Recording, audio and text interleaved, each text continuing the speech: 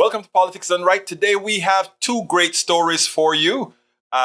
We have Victoria Young, who is a retired veterinarian, education activist, writer, and author of several books, going to discuss education. And of course, we also have Tom Bowman, who is the author of What If Solving the Climate Crisis is Simple. I want you guys to listen to these two well-informed folks.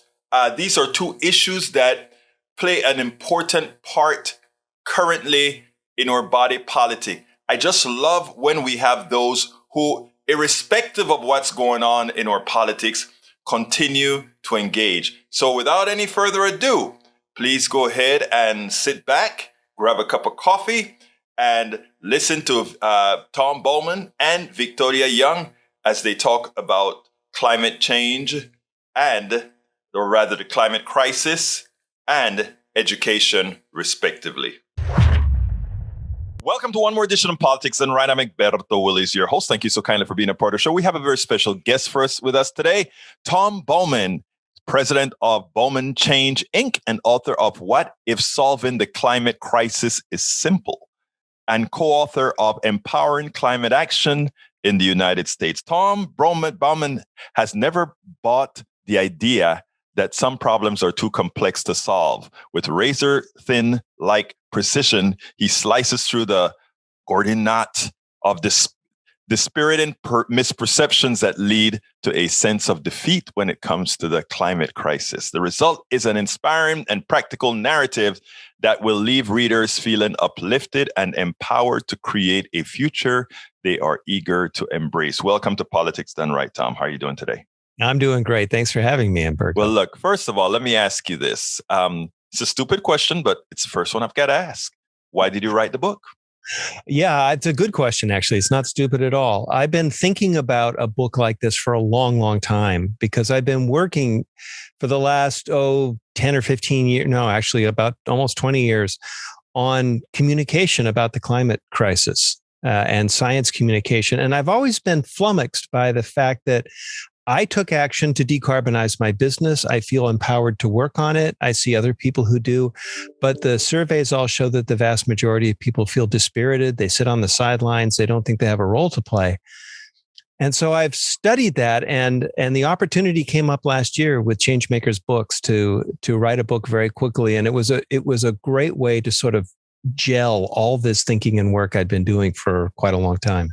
Let me tell you what I love about your book. First of all, It's not very long. It's to the point. You don't fill it with a whole lot of fluff.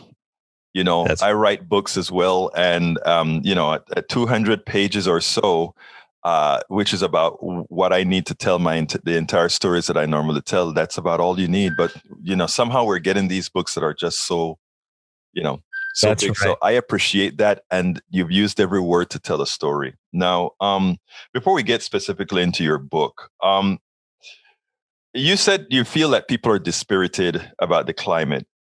Don't you think this has a lot to do with the different forces that are making them dispirited? In other words, forces that don't feel climate change, or that what is required to mitigate climate change is in their interests. So instead, what they do is they just pollute people's minds. Your thoughts? They do. There's a very active campaign that's been going on for a very long time, led by ideological libertarians and the fossil fuel industry, to keep people from taking action. And so they question the science, they question governance. They say that if we solve the climate crisis, government will intrude in our lives and ruin our freedoms and take them away, that our economy will crash. None of those things has to be true. But it's an intentional campaign to protect our own financial interests. Sadly, you said none of those things have to be true.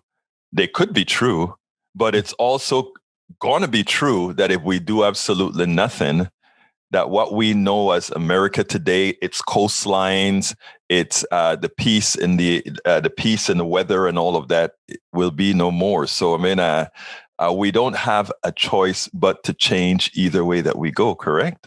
That's absolutely right. And we're feeling the effects today. I live in California, where the wildfires have been unlike they've been unreal. I've never seen anything like this in all the time I've lived and grew up in California.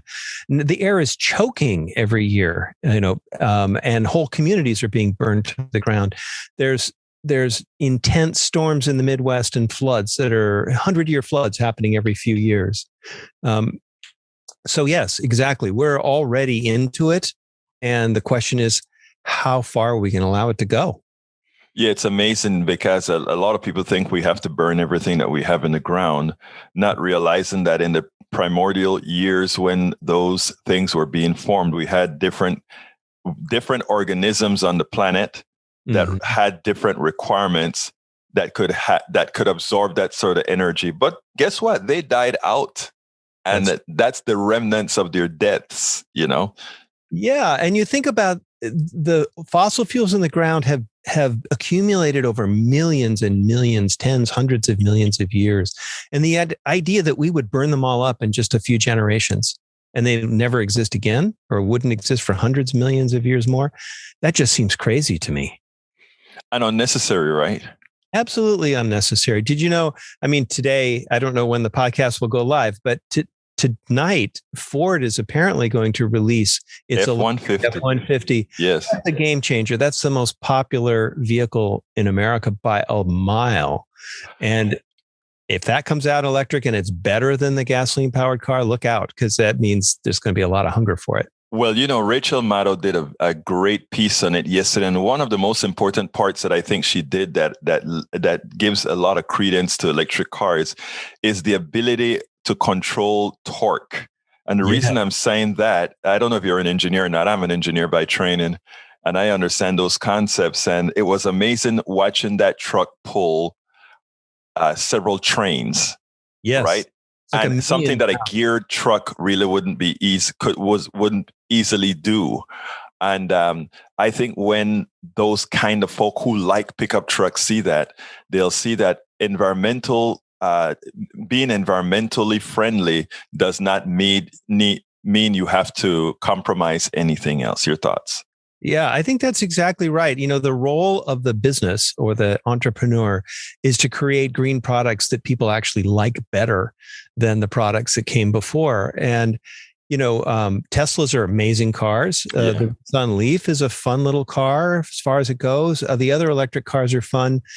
But a truck is practical. There are things you can do in a truck that you can't do in a sedan. And so to see a pickup truck that's hugely popular go electric is going to, depending on what they've come up with, has the potential to be a real change maker.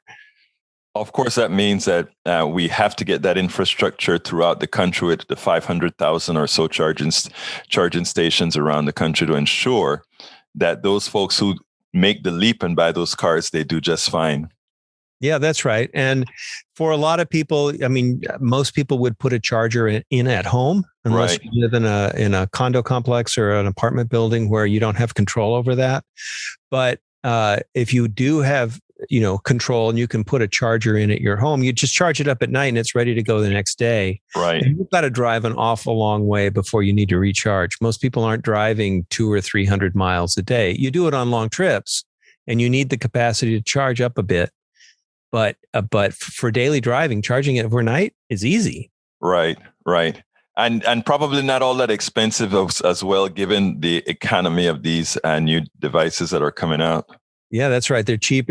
Electricity costs a lot less than gasoline, and it doesn't spike. It doesn't go up and down and up and down, and you never have to stop at a gas station. And then, of course, with a lot of people that get that, they're probably going to have solar cells on their homes, et cetera, to sort of mitigate that. Okay. Are we too late from your book? Are we too late? Yeah. To solve the crisis? First of all, we're talking about the book titled, "What If Solving the Climate Crisis is Simple?" And I'm going to tell you, Tom, I've always thought that it was simple if we wanted to make it so. But the objections come to those who are vested in the old technologies and see that move to be a bit more expensive than they would like to make. So is it too late? Yeah, that's such a great question. And I think the answer resoundingly is no. We're on a trajectory, right? We've changed the climate some already. We can't go backward. unless we invest super heavily in technologies to pull carbon out of the air. Mm-hmm. And that may become attractive in the future. It's in development now as technology, but we can choose how far we let this advance. And we've been taught, most of us, about climate change by scientists, and scientists study complicated things, complex systems. The climate system is really complex.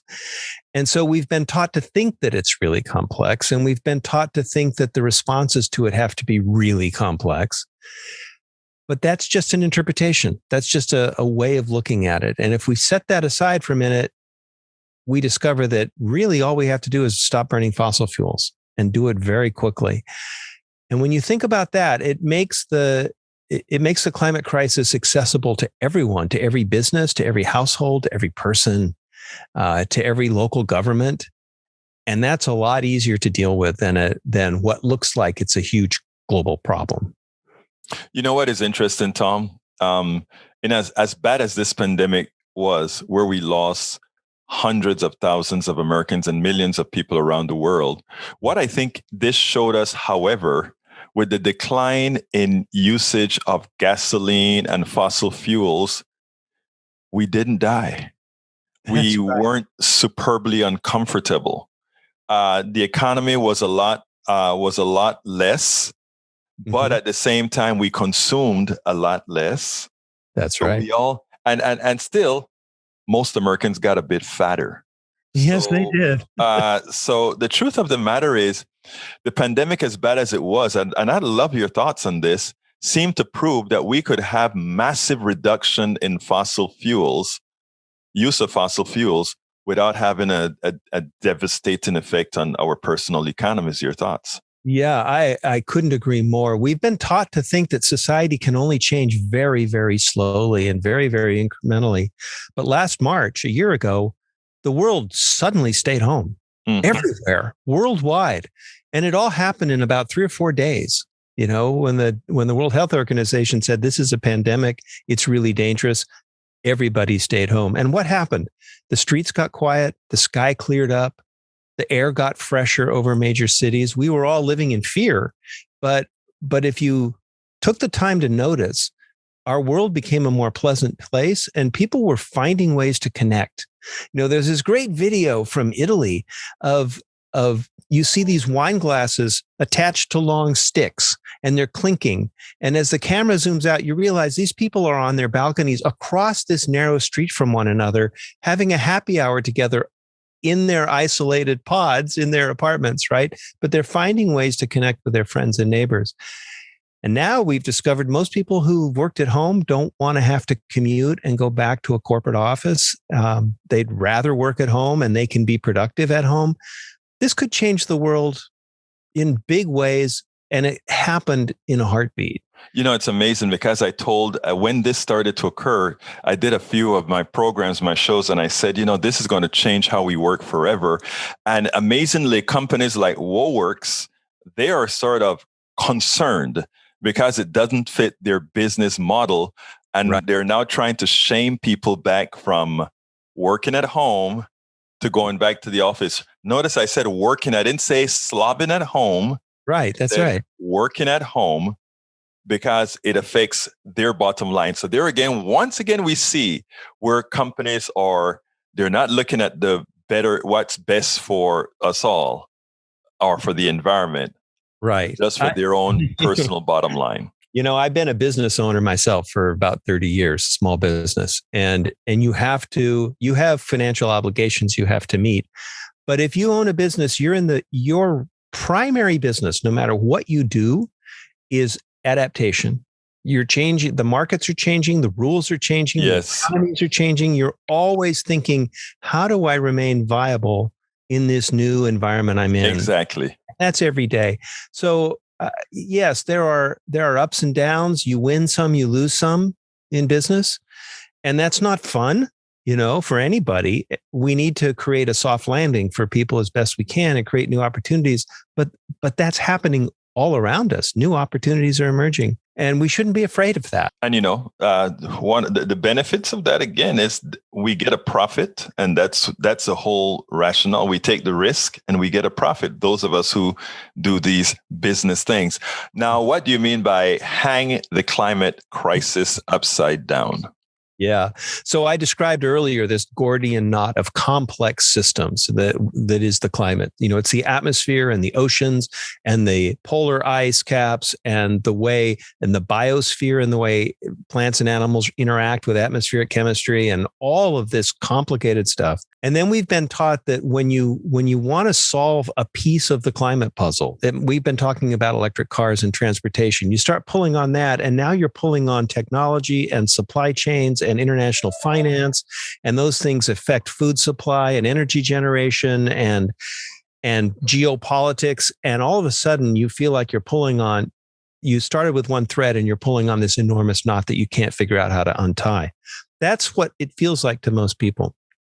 I was an art student in college, and I was working on a painting one day that I just couldn't make work. I tried changing colors. I tried shifting the composition. It was just a disaster. It wasn't working.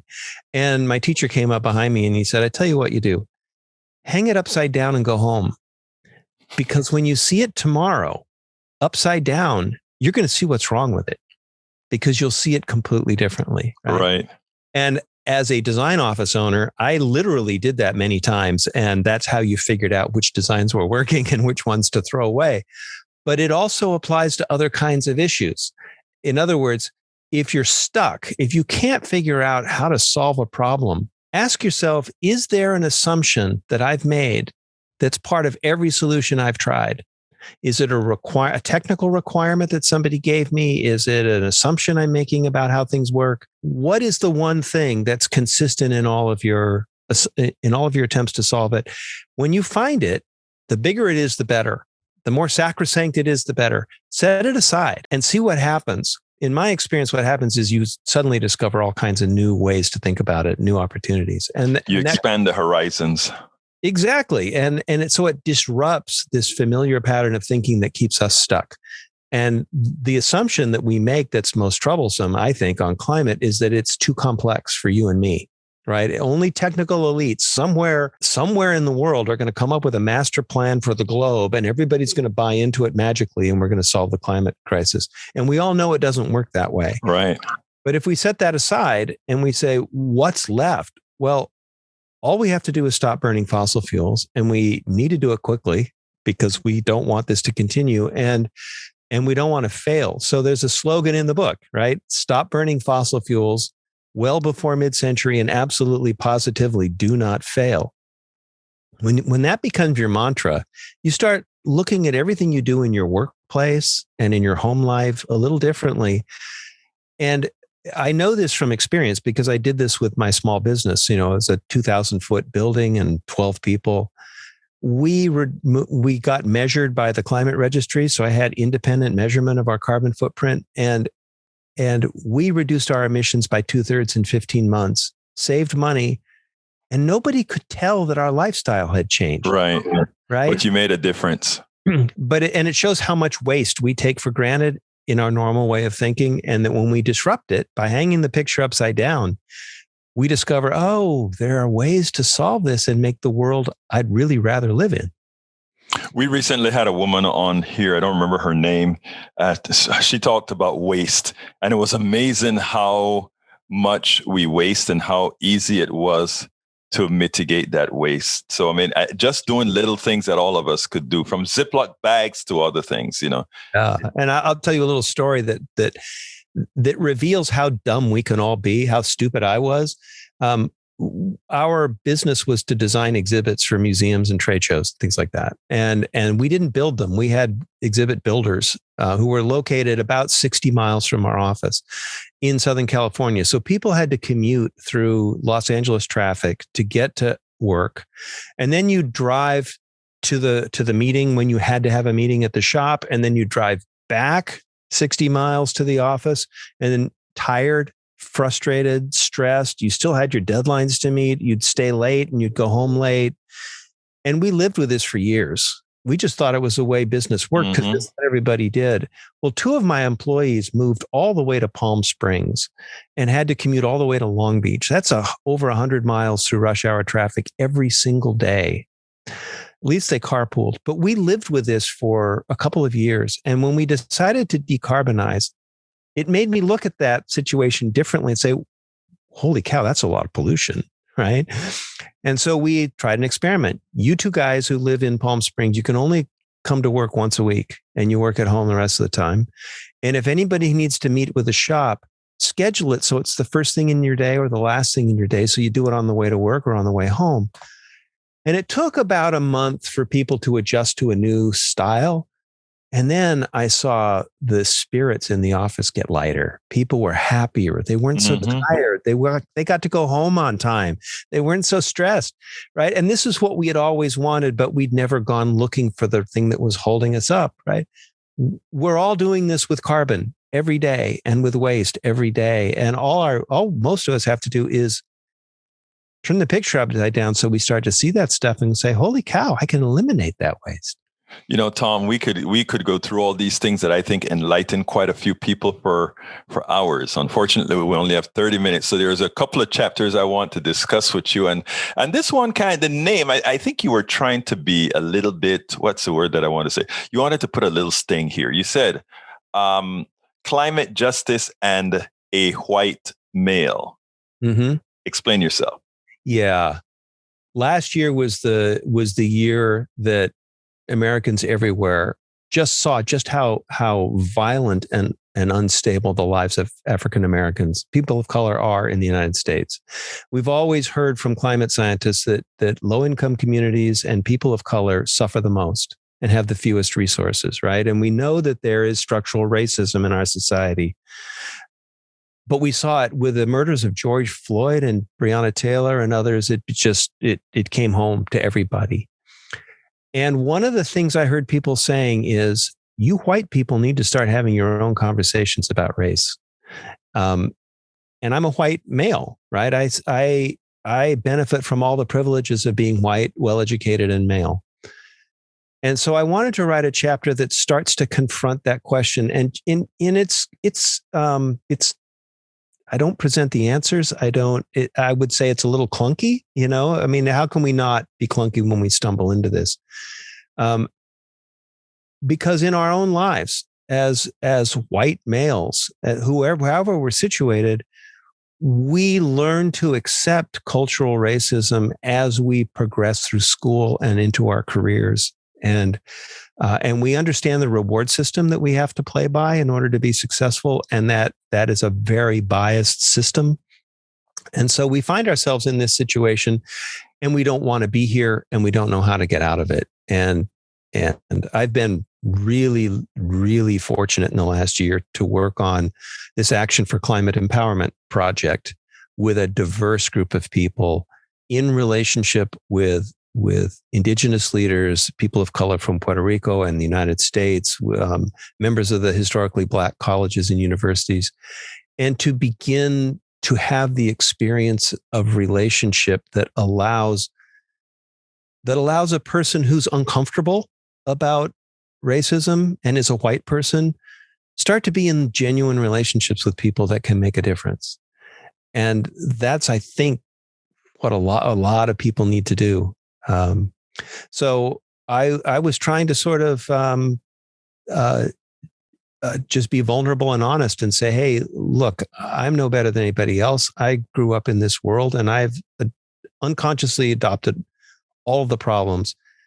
How do we get beyond this together?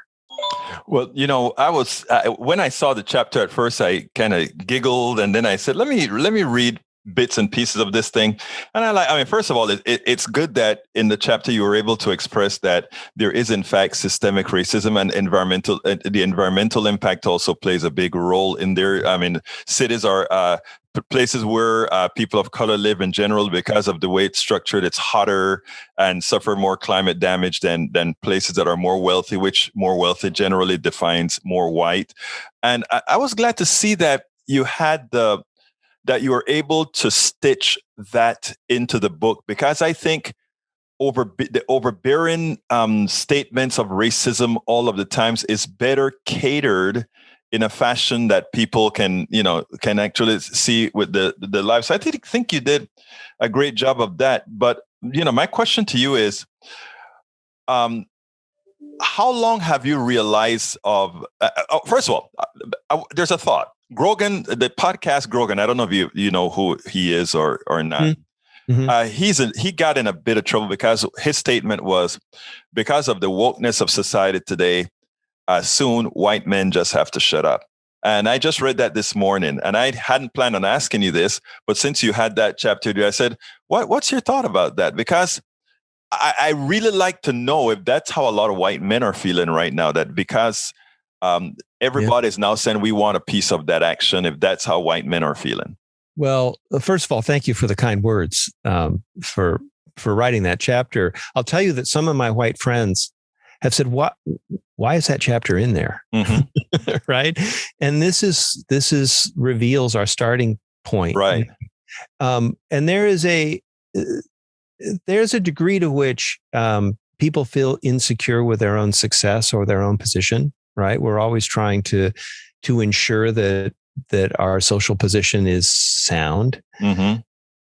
And for an awful lot of white people, I think our common thought is that if we give more power to people of color, we're going to lose power ourselves. Mm-hmm.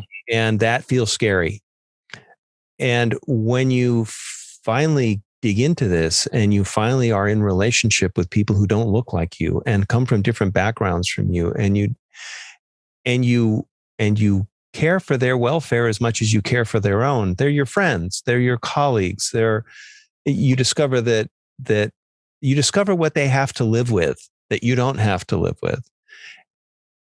I can tell you from my own experience, it's like, man, give these people power. They need power. Uplift them, give them power. I don't need to hold it. I told somebody, you don't get to be the white savior when you get into relationship with people of color. The good news is you don't have to be the white savior. Right. Discover that this is a dialogue. Let me tell you something, Tom. Voices like yours are necessary, especially as a white man. Okay. Mm-hmm. And I hope that you're more out there, more in people's spaces to promote that kind of a messaging, because I think it is so important. The good thing about it is this: those who have lived through the lack of privilege are not trying to take away privilege from anybody. Those who've had the lack of power are not trying to disempower anybody. They're just seeking to have the same level. And if that message could be conveyed to specifically the white man, you need not fear that what some, and it's interesting because it's a minor amount of, that's just how power works. It's not a race thing. And I get in trouble a lot for saying this, but if you really believe that race is a social construct, mm-hmm. you have to understand what racism is then. And then you look at pigmentation and physical characteristics and all of that quite a bit differently. Yeah. And I'm at the stage in life where I only look at race as a social construct. So I have no fears about any of it. So I hope men like you, white men like you, in the messaging that you have with your environmentalism and all the great books that you write, that you're able to cater it as you have in your book here. I just found it fascinating. Just like your white friends asked you, why did you have that chapter in there? I look at you and I said, you're a smart man to weave that chapter in there. Well, thank you. It's the beginning of a conversation that it's my throwing a stone in the water as a beginning of a conversation. You have to learn to listen. You have to stop. We have to stop assuming we have the answers, and we work hard to become experts in our lives, in our careers, and in various ways. And then we think we're experts, right? Mm-hmm. We think we're the people who know, and that couldn't be further from the truth. There are technical things I know, but that doesn't mean I know how to find a solution in a community somewhere else or even here. It needs to be created together. And when you finally are willing to let go of that, and it's disruptive, it's a little uncomfortable at first, but if you'll take the step, then you just discover how much goodwill and capacity and opportunity there is to create the world we really have always wanted. Let me tell you, Tom, it's been actually a pleasure speaking to you. And one other thing, most people are good. I mean, everybody, most people are good. Look, we've been speaking to Tom Bowman, president of Bowman Change, Inc., and author of What If Solving the Climate Crisis is Simple? I usually ask beforehand, is there something you'd like to say that I forgot to ask you? If people are really intrigued by this, I'm going to give you a website that people that's not my own. Mine's kind of obvious, tombowman.com. There's a website called ACE framework.us that reports on dialogues just like this with a really diverse group of people who are seeking to make climate change in the United States in really productive ways. Tom Bowman, it's been my pleasure. Thank you so kindly for having been on Politics Done Right. Thank you. It's been my pleasure. We have Victoria Young. She is an involved, informed, and active parent of the No Child Left Behind era. Victoria said that she witnessed one of the biggest forces in public education ever, bar none. Victoria saw that with her own eyes, the damage her school suffered at the hands of standardization and privatization. But today she discusses an issue that, while superficially not connected to her passion, actually is. And what is that subject today?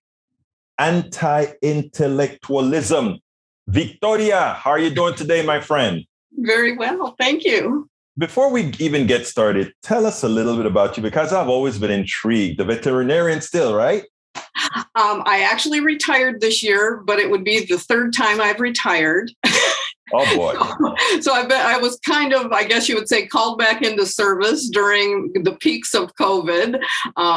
But technically now I am retired, and I'm hoping to stay that way. But I was practicing for 37 years. Mm-hmm. So I think I'm entitled to I think you're entitled, but you don't look like you're practicing for 37 years at all. I mean, yeah. I guess some of us keep well, but anyhow, what can I say? But look here. First of all, before we really get into this anti-intellectualism thing, and I think the genesis is really well before, because I mean, if you take a look at what the passion that you've had, tell us a little bit about that school thing, about the leave no one behind era. Tell me a little bit about that before we get into the subject at hand.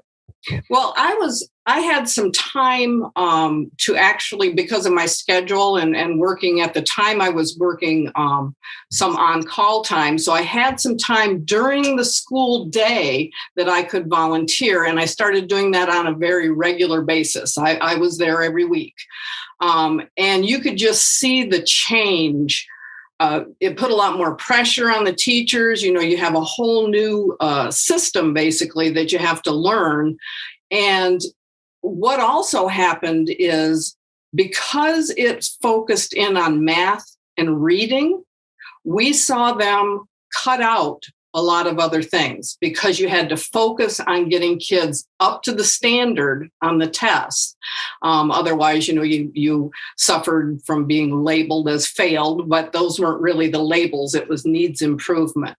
But we already knew which schools needed improvement.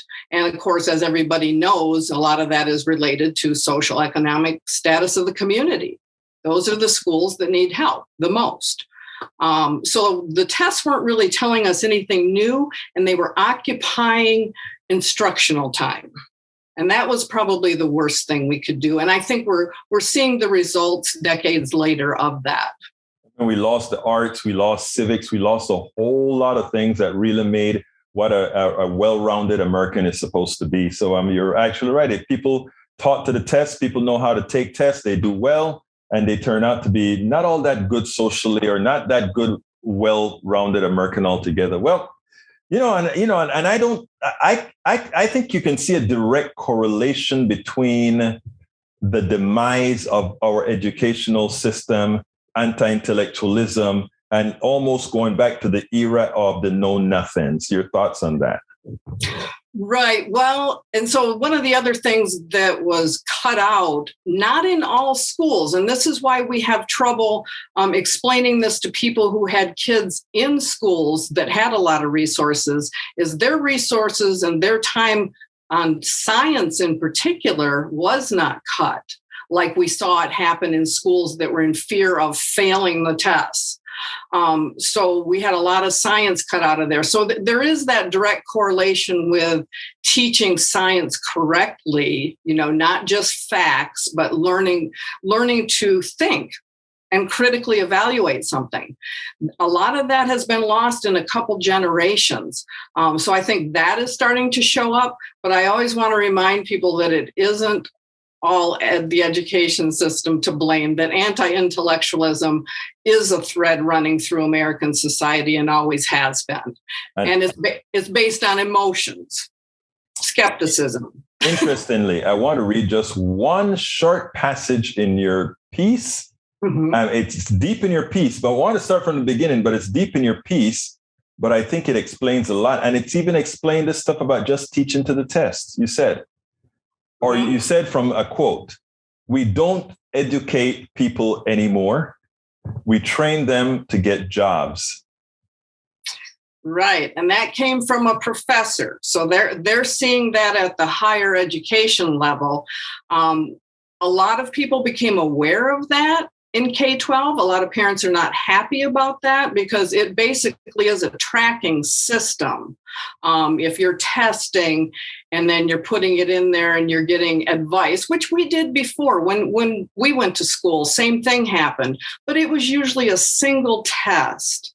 It wasn't all the way through, and it wasn't so early on in your learning career. You're still an adolescent. You don't know what you want to do. But that's one of the things that we see happening. And it's gotten worse with technology because the system, of course, I think we talked about this once before, is this human development, capital development system tracked with all the data, and the data is all linked. So that became a real problem that people haven't addressed yet. And we're basing recommendations for kids on a pathway earlier in their career, a lot of times, that isn't necessarily maybe what they want to do later in life. I mean, I guess I was one of those late bloomers that I didn't know I wanted to be a veterinarian. I was told I should be something else. I've been real happy. So often that is the case, so often that is the case. Now, you're on a show called Politics Done Right. So, we're going to start to hit the politics domain at some point. And actually, I want to hit it because, interestingly, I think you hit it up pretty early on in the piece. And you actually said many people anticipated the arrival of confrontational politics, yet most overlooked anti-intellectualism as major contributing factor to our nation's toxic political divide. Yes. And I wanted to put that on a billboard. That was billboard material right there. So go ahead and take that, run with it. Okay. So when you look at anti-intellectualism, and I'm not a political scientist or a social scientist, but just based on a lot of the things I've read, and particularly, I'm going to grab this book, particularly this book that gives a lot of history. And I'm not a historian either. Remember, I'm a veterinarian. I'm your average working. Who's the author? I think I know the guy. Richard Hofstadter. I know. Yes, yeah. Absolutely. I think I met him actually. Wow. I think if I'm not mistaken, if it's the same person, I met him at a coffee party retreat in, I want to say Denver. I think it's the same guy. It has to be before 1970 though, because that's when he died. Okay, well, no, it's the wrong person then. It's the wrong person then, and I'm not old enough to be the. You see, I mean, I didn't think so. Yeah, okay, that wouldn't be him because. At a coffee party, we met a guy and he wrote a book that had a similar title, and we actually sat down and had lunch. I thought that was the same guy. So So when I read this book, and it was quite some time ago, Mm-hmm. and I was reading it and thinking to myself, so wait a minute, what am I? I don't consider myself an intellectual. I don't work in a university, so,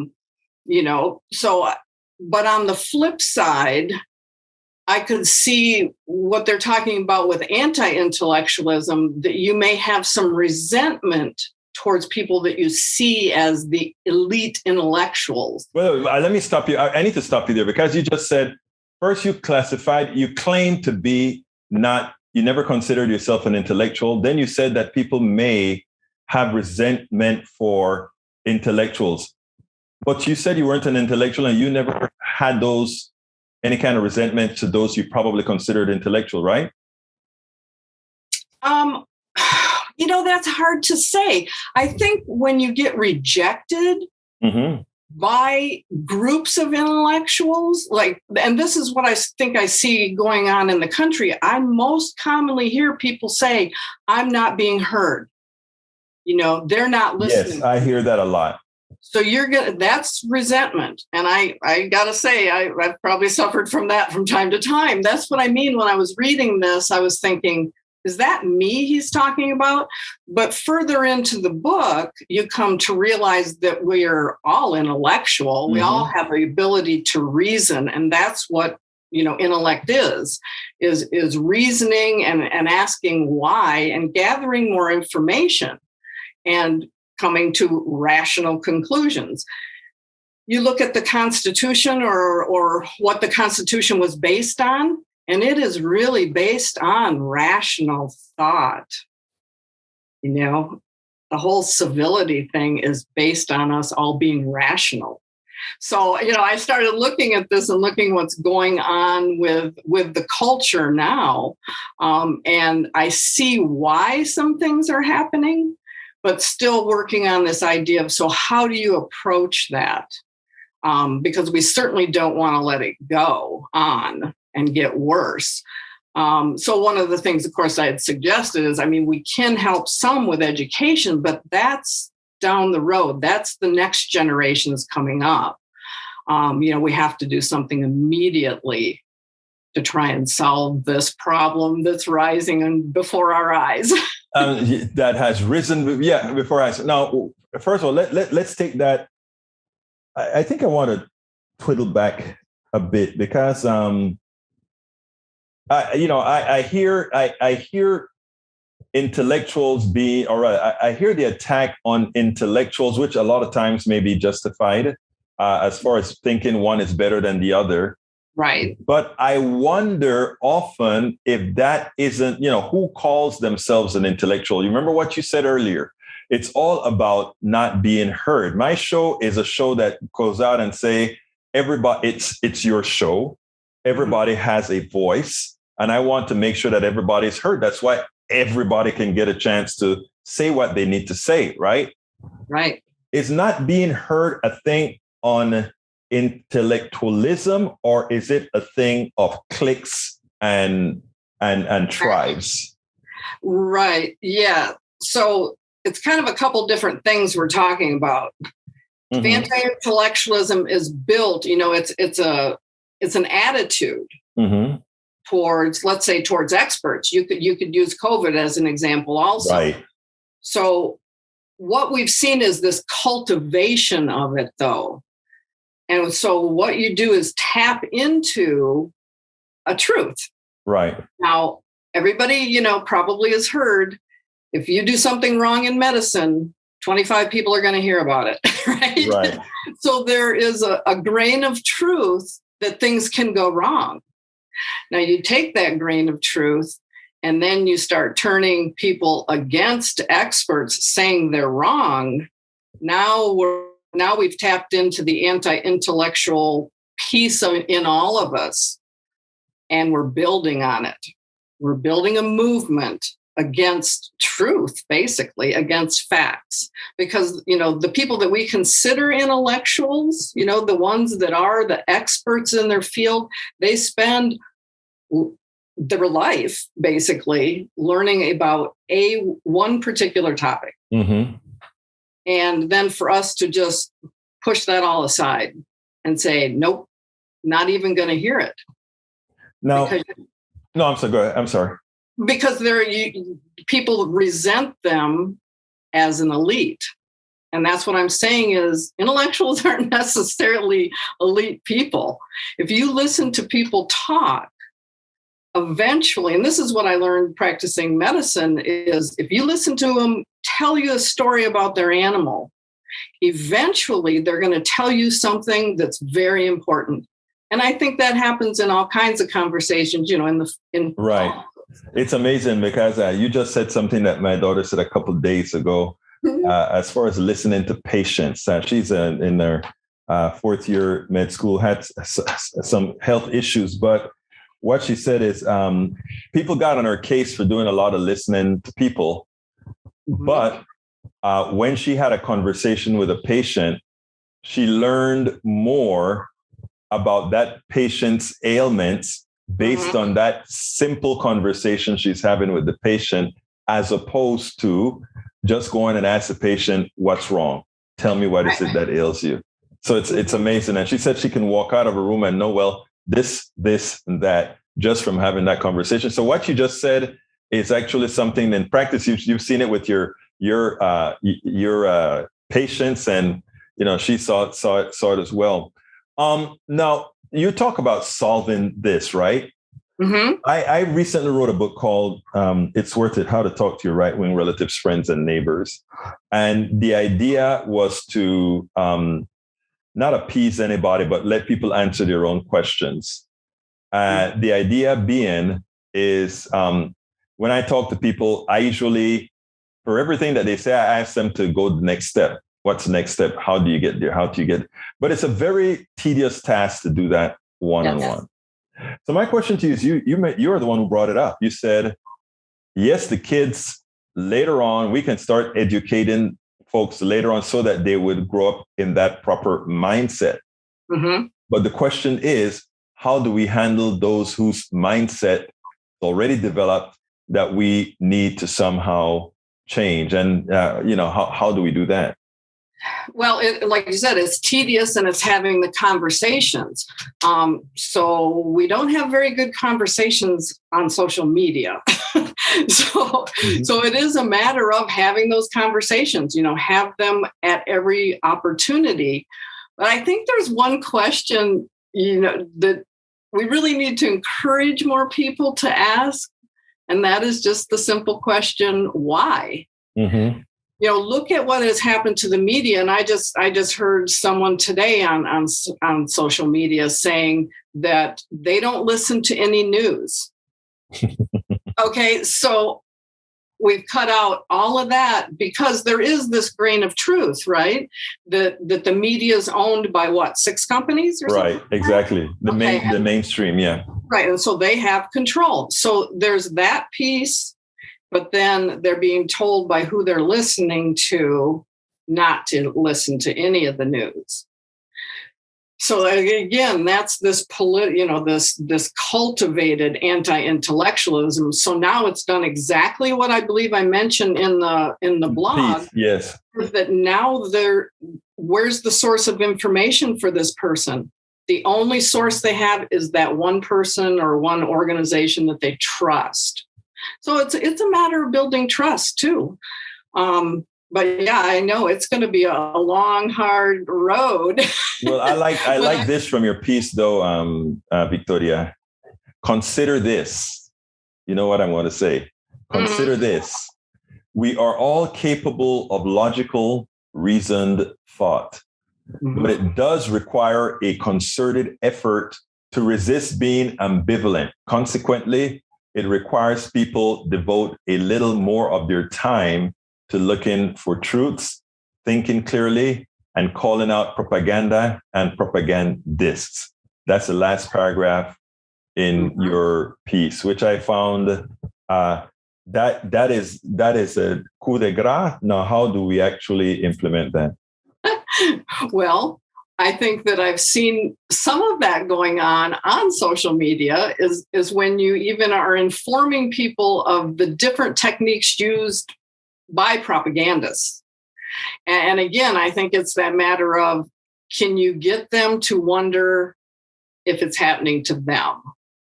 If what they're seeing is propaganda, or is it real news? Is it real fact?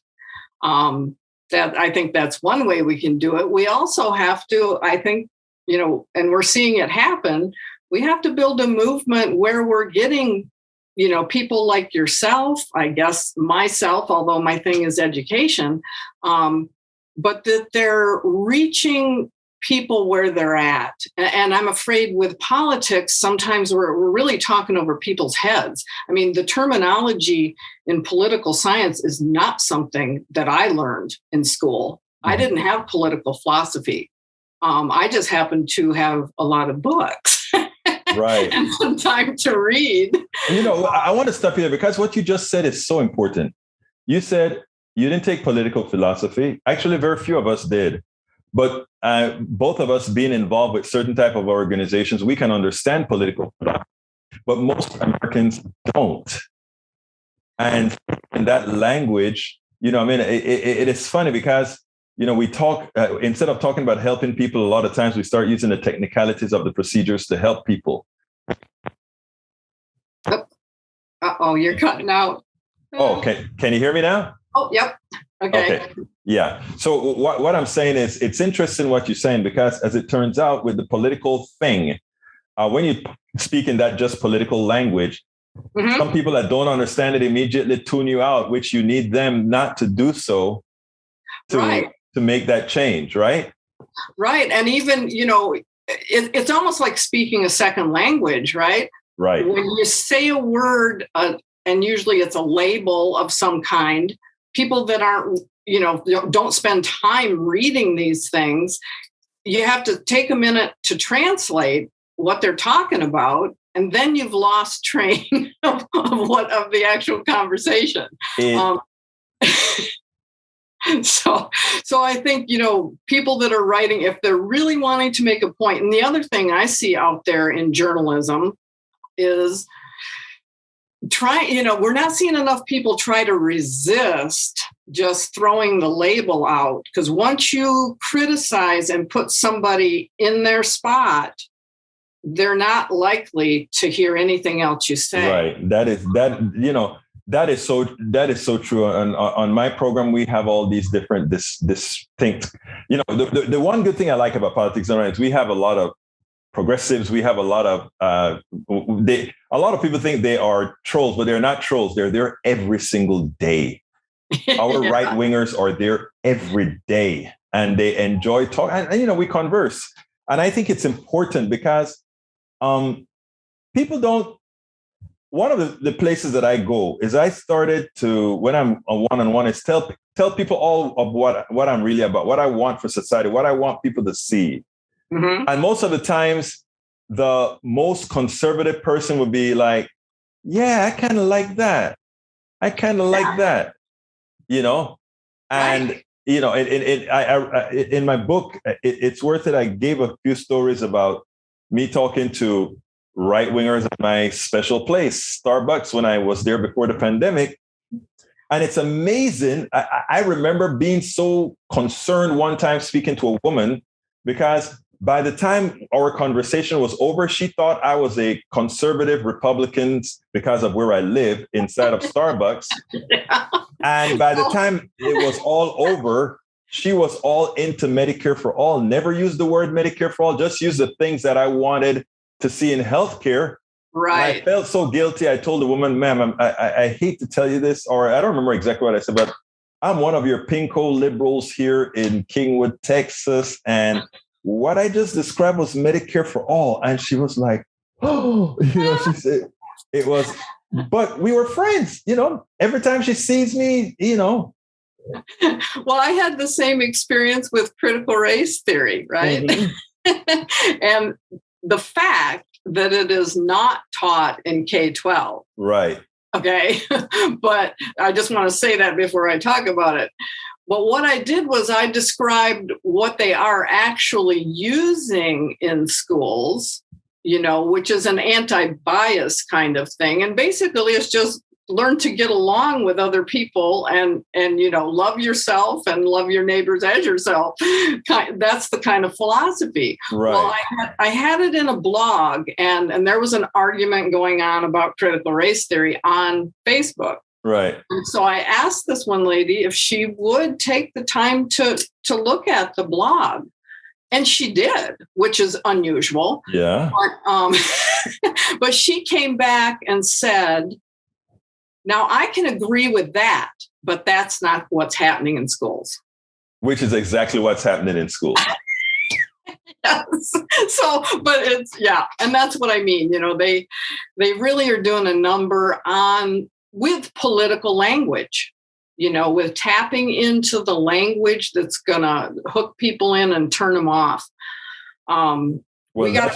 That is what we are not about. And one of the reasons when you posted this, I contacted you as soon as I read it, because I'm like, this is the kind of material that we need to have out there coming from someone who understands what's going on. And so, I'm really happy that you wrote it. And you write a whole lot of good stuff. I've been reading your stuff for a long time now. But I took a break. I haven't written anything for a long time, and this is the topic. This is tops. Let me just tell you that. All right.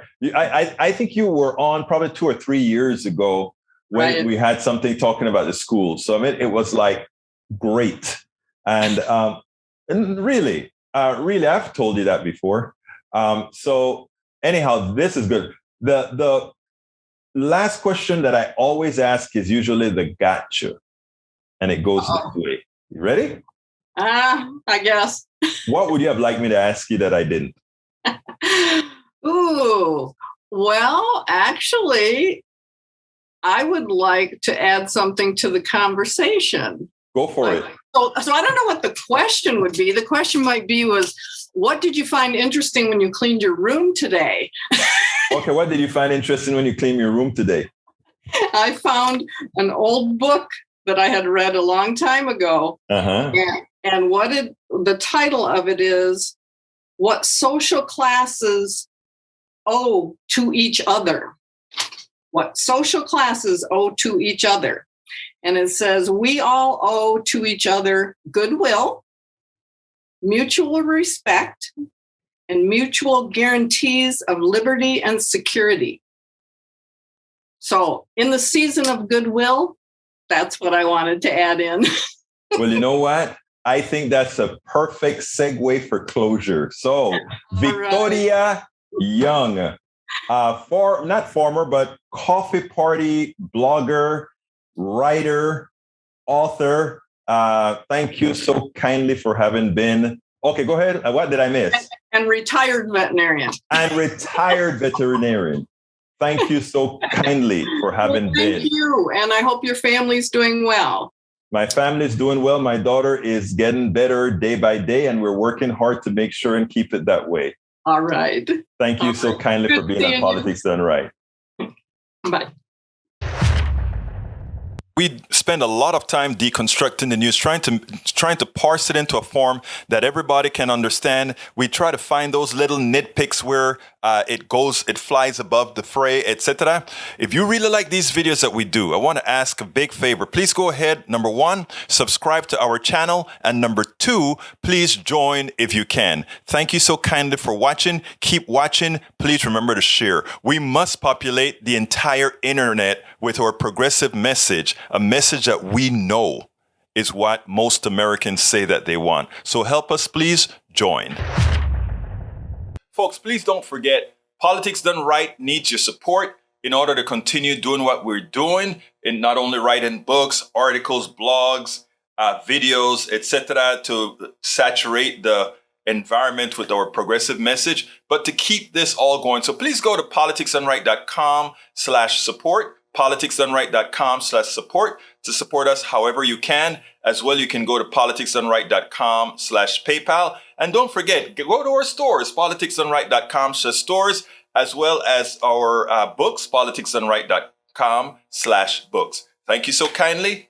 You know how I end this, baby. This is Politics Done Right. I'm Egberto Willis, and I am what? Out! we spend a lot of time deconstructing the news, trying to parse it into a form that everybody can understand. We try to find those little nitpicks where it flies above the fray, etc.